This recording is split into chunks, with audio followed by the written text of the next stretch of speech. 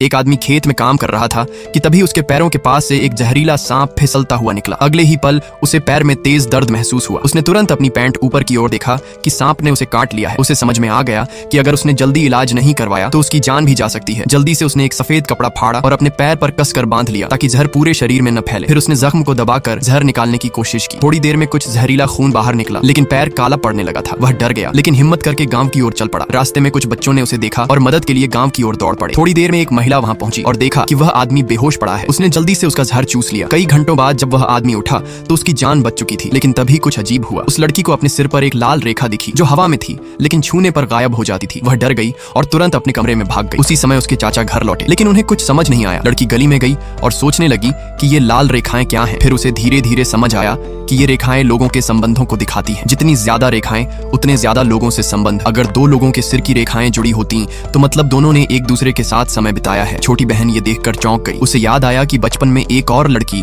सू योन भी ऐसी ही लाल रेखाएं देख सकती थी। उसे रेखाएं देखना मजेदार लगता था, लेकिन जब उसने अपनी माँ को यह बात बताई तो माँ बेहोश हो गई क्योंकि उसके पापा की कई लाल रेखाएं थीं। सब एक ही बिंदु पर जाकर मिलती थीं। इसके बाद सू योन गायब हो